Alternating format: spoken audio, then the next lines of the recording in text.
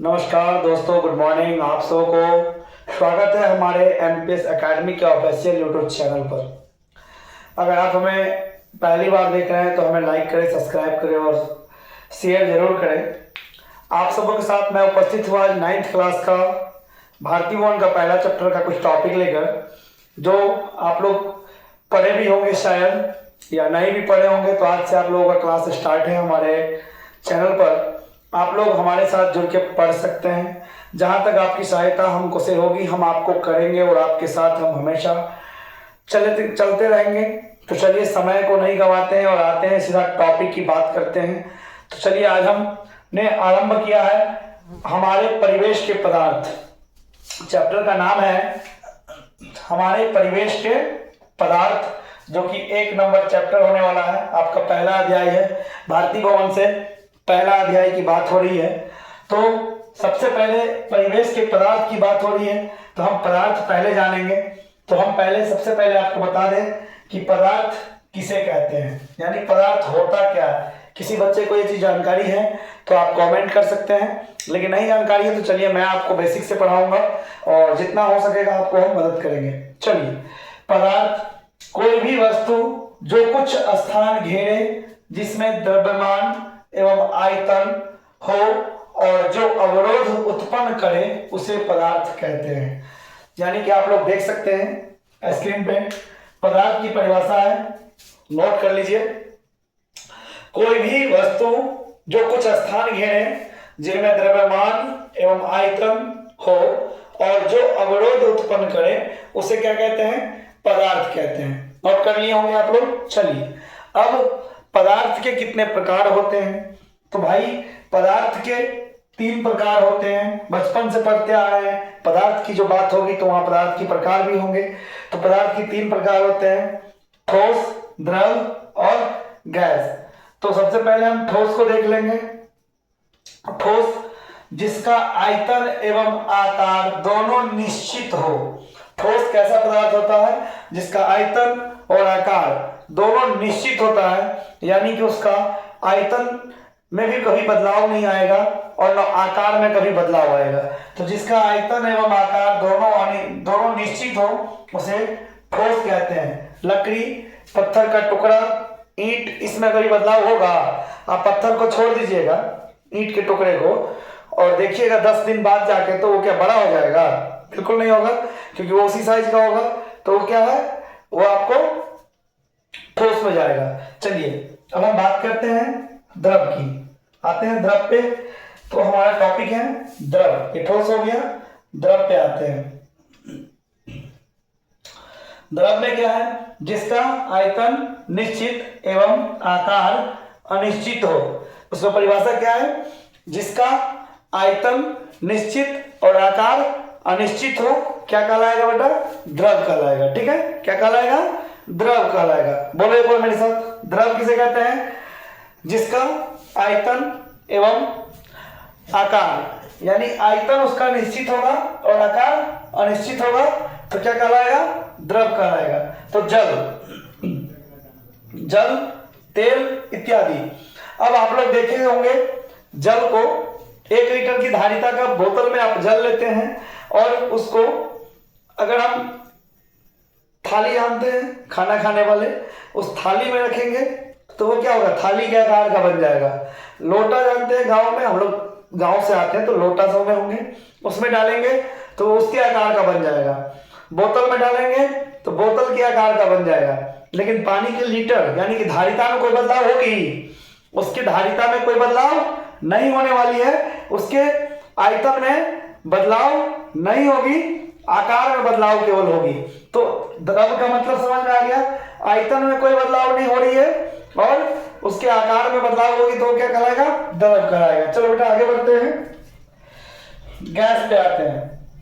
इसकी तीसरी जो है अवस्था गैस है, जिसका आयतन एवं आकार दोनों अनिश्चित हो, उसे क्या कहते हैं? गैस कहते हैं। आयतन और आकार दोनों क्या होगा? अनिश्चित होगा।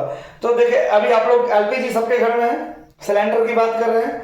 एलपीजी सिलेंडर में भरा हुआ है, उसका आयतन और आकार कुछ भी निश्चित नहीं होता है, अनिश्चित होता है। गैस को निकालिएगा हवा में तो ना उसका आकार बदलेगा ना उसका आयतन पता चलेगा, वो अपने आप आपके पास से गायब हो जाएगा। तो गैस की परिभाषा, जिसका आयतन और आकार दोनों निश्चित होता है उसे अनिश्चित होता है, उसे क्या कहते हैं? गैस कहते हैं। आप लोग नोट कर लीजिए।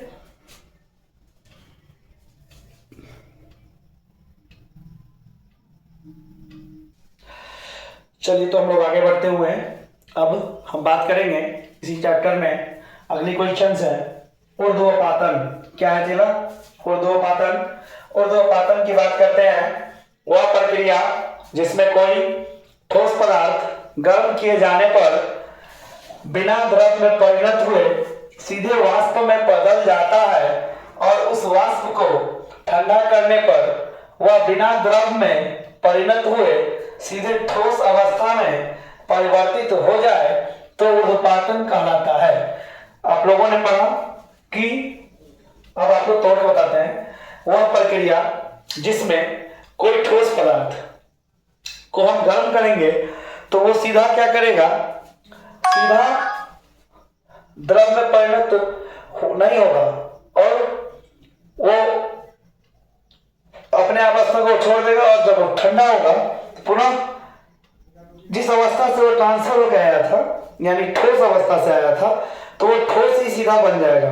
यानी कि किसी चीज को हम लोग ने गर्म करता तो वो द्रव अवस्था में परिवर्तन होता है और उसको फिर छोड़ते हैं तो धीरे धीरे ठोस अवस्था को पकड़ता है। लेकिन ऊर्ध्वपातन की जो बात है उसमें साफ साफ आपको बता रहा है कि द्रव में परिणत हुए सीधे वाष्प में बदल जाता है। अब हम जैसे उदाहरण के लिए आपको बताते हैं, कपूर आप लोग देखे होंगे। कपूर को कल आप लोग ट्राई कीजिएगा, सारे बच्चे ट्राई कीजिएगा ना। कपूर को ट्राई कीजिएगा, जब उसको गर्म कीजिएगा तो वो जल के सीधे उठ जाएगा वाष्प की तरफ। छोड़िएगा उसको, ठंडा कीजिएगा तो सीधा सीधा क्या होगा कि वो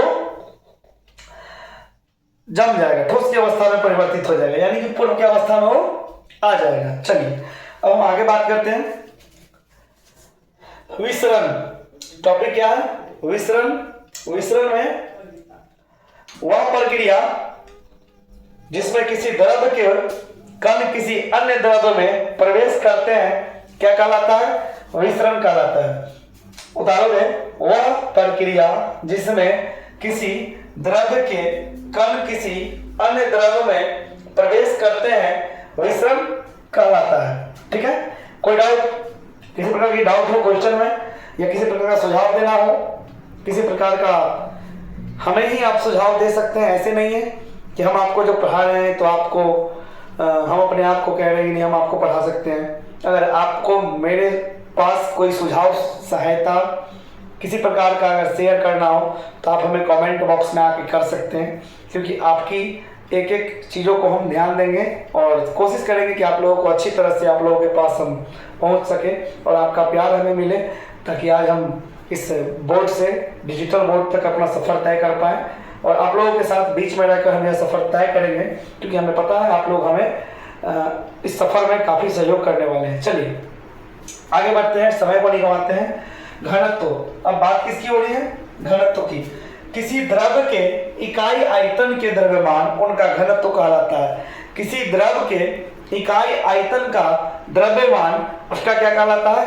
घनत्व कहलाता है। तो घनत्व किसे कहते हैं? किसी द्रव के इकाई आयतन के द्रव्यमान उनका घनत्व कहलाता है। घनत्व का फॉर्मूला क्या होता है चेला? फॉर्मूला होता है द्रव्यमान बट्टा आयतन। द्रव्यमान बट्टा आयतन दिख रहा है ना नीचे? हाँ ठीक है, दिख रहा है। द्रव्यमान बट्टा आयतन। तो आप लोगों को नोट करना है, आप लोग नोट कर लीजिए।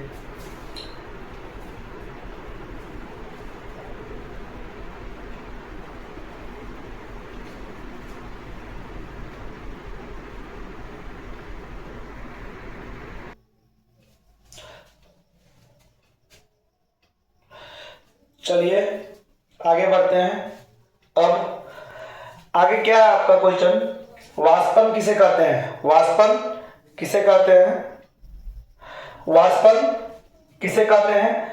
किसी द्रव का कमरे के ताप या द्रव के क्वथनांक के नीचे के तापों पर वाष्प बनकर धीरे धीरे वायुमंडल में जाने की प्रक्रिया वाष्पन कहलाती है।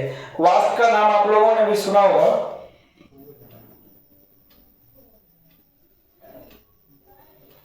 चलिए, दिख रहा है क्या? ज़्यादा ब्राइटनेस हो गया?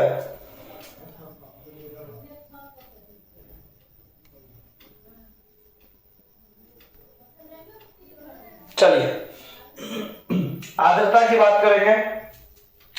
वायु में उपस्थित जलवाष्प की मात्रा आर्द्रता कहलाती है। वायु में उपस्थित जलवाष्प की मात्रा क्या कहलाती है? आर्द्रता कहलाती है।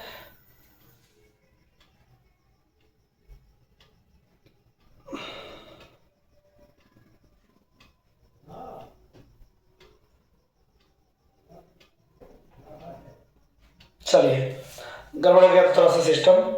आर्द्रता, वायु में उपस्थित जलवाष्प की मात्रा को क्या कहते हैं? आर्द्रता कहते हैं। ठीक है।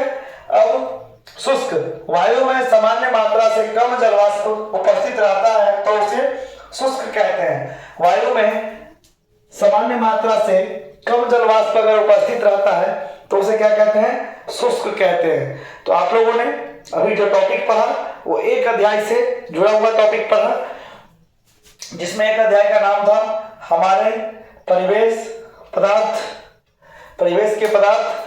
हमने उसमें जो टॉपिक पढ़ाया आप लोगों को समझ में हमें लगता है कि आ गया होगा, और परिभाषा भी आप लोगों ने नोट कर लिया होगा। तो आप लोग नोट कर लीजिए, अभी भी परिभाषा है, जो भी उसको नोट कीजिए। आगे आप लोगों को प्रत्येक दिन क्लास मिलता रहेगा। आप लोग हमारे चैनल से जुड़ जाइए, जो हमारे ऑफिशियल चैनल है एमपीएस एकेडमी। उस चैनल पे आप लोगों को पर डे अलग अलग शिक्षकों द्वारा अलग अलग वीडियो क्लास मिलेगा। जी धन्यवाद। जय हिंद, जय बिहार। आप लोग नोट कर लीजिए।